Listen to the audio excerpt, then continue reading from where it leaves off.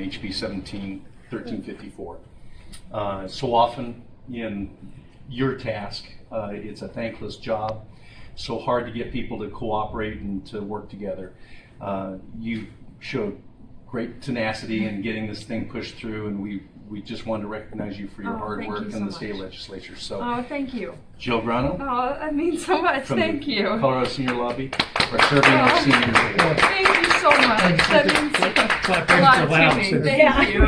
Let me just add to that. It all revolved, the specific thing we're recognizing revolved around the really bad situation of mobile home owners being tripped up by property tax situations. And the problem is that mobile homes are sometimes taxed as automobiles and sometimes as property tax. And if they don't pay their property tax, they don't know that they're supposed to.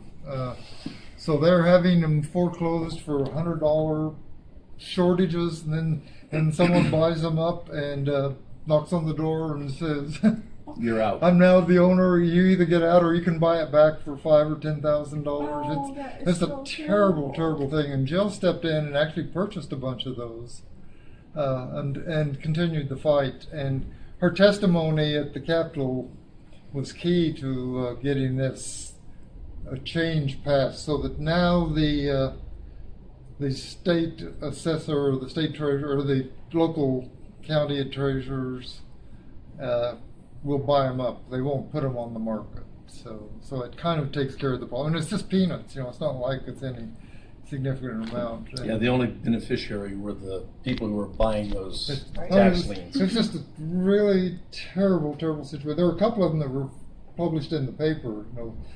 It's not like there were hundreds or thousands of them, but there were enough that were really, really put into severe pain and financial stress. So did some of the properties that you bought, were those people like just eternally grateful that you did that? Well, yes, there were the liens actually, and so you have the owners have 12 months from the time the lien is sold at auction to pay it off. Now, the ones I bought, they don't have to, or they can.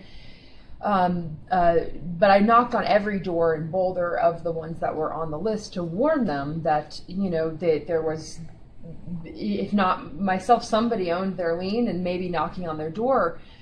The reason, well, I could give a more full testimony if you want, but in backup, but. You can take 5 minutes. Yeah. Do you want me? Okay, so Yeah. I'll back up and tell the whole story. Well, my involvement in mobile home communities really started when a mother from my son's school called me, knowing that I was in real estate, crying.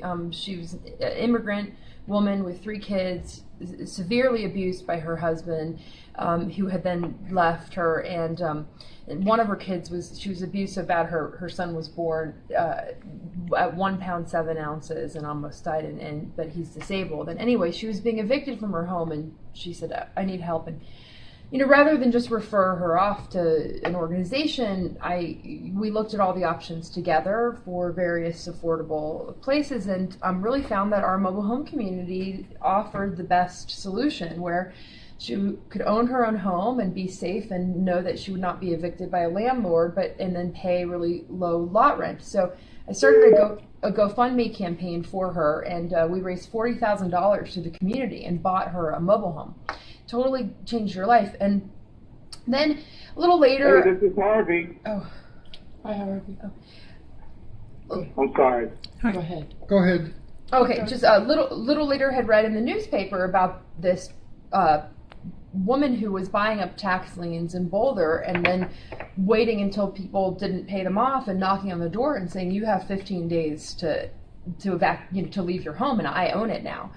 And as you know, seniors and immigrants are disproportionately affected by this, and a lot of these people didn't even know they owed taxes, and this is all they have. This is all the equity to their name. And so this one senior in our community was forced out of his home, and I thought, gosh, this is terrible. Then, though I kind of filed it away, all of a sudden I realized my friend who I had Put it on *6. Sorry. Go ahead. Okay. Thank you. My friend who I'd helped purchase the mobile home for was on the list. And I thought, oh my gosh, if it's this easy to get on the list, because I know she was keeping up with everything. So I went to our treasurer's office and I said, how do you even get on this list? What does this mean? You know, how often do you send notifications, etc.? And, you know, the bottom line is that it's just not enough. There's not a FaceTime policy, you know. And so I paid her lien off, and then I said, I want to pay all these liens off. And he said, I'm sorry, you have to have some kind of interest in the property, which in that one I did because I was a co-signer. He said, the only way you can really affect anything is to come to the auction. And so it was in a couple days from then. So I showed up there, and, you know, people are sitting around at this list of names, Googling people and betting on their misfortune. And in many cases, it is seniors on the list. And, you know, in one woman, you Google her name and the first thing you see is that her husband of 40 years just passed away this past year. And it's like her lien goes for a premium, right? Because, oh, she's probably not going to be able to pay. So the likelihood of taking over her home is high. So I got so upset. I started sweating. My heart was racing. And I just started buying as many as I could, which at the time, you know, what I could afford was $1,300 worth of liens. But a lot of them, like you said, Ed, are like $75. I bought all the women on the list. And but I committed in that moment to knocking on all the doors to warn people. And as I began knocking on doors, what I found was, as Ed alluded to, this is, you know, not a case of people receiving notifications and kind of being lazy about it or anything. They didn't even know they owned the lien because title was transferred improperly. In real property sales, you know, we have a title company, we have attorneys, we have realtors, we have all these people sort of triple and double checking that everything is filed properly. In mobile home sales, it's transferred like personal property, like you would sell a car.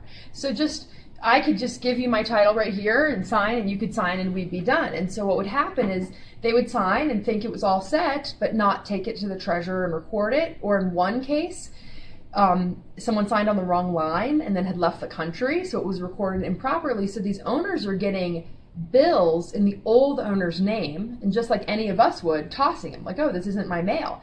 And all of a sudden they get a knock on the door from somebody who now owns their home. So they didn't even know. So when I realized that what was happening, I thought this is a state issue. This has to be dealt with at the state level. So I called Casey Becker, and she met with me, and we had a long discussion about it. And she said, I'm going to take care of this. And we got towards the end of the session and hadn't been introduced. And she called one day. She said, don't worry, I've still got it on my list. And she introduced it kind of towards the end of session, which actually I think was helpful. It was bipartisan, and it didn't have a lot of time to be, you know, fought over or marked up, and had support broadly from both sides. And so that's where Ed and I met, and we were able to, you know, Ed and myself and one other guy really, to get this testimony in place to have this bill passed unanimously. And it really will save hundreds of homes through the state of Colorado, because what it does is it allows owners to correct these title transfer errors, really, and to have more time to work with their treasurers to get this taken care of. So I was really proud to you know, be able to do that. And yeah. Thank you. Thank you. And the other key testimony was the treasurer at Weld County had been doing this on his own, which was not. He was kind of pushing, you know, the legal limits of what you can do, but he was also there to testify. So yeah, really great guy. So thank you guys for your work on it. You know, these kinds of predatory practices, as you know, disproportionately affect seniors, and I think the bill was one important first step, and there's probably more we can do in the future. But yeah. Great story. Now, are you running for city council? Did I hear? Yeah, I am actually. Yeah. How's that going? It's going really well. Thank you. Do you have like competition in your district, whatever? Yes, there's 14 of us running for 5 seats, but I have a lot of support, and what I'm really grateful for is the support across the sort of aisle, as you speak, as so to speak, in Boulder. And so, one of the few candidates that has sort of broad support rather than just factionalized support. So I feel lucky for that. Well, good luck yeah. on that one. Thank you. My city council ended up with an open seat, and there were 8 people running. 7 of them were female, and 1 guy. And he, not surprisingly, ended up with the Oh, wow. more votes than anyone else. Oh, wow. It's kind of reversed in our Not case. surprisingly, why? What? Not surprisingly, why? I'm just. Just because the men have a better understanding of Everybody back what the away. real world is. I said, everybody back away. At any rate, It good got luck quiet. on that, and we do appreciate it. Thank you guys so much. I really appreciate it. And I'd love to stay longer.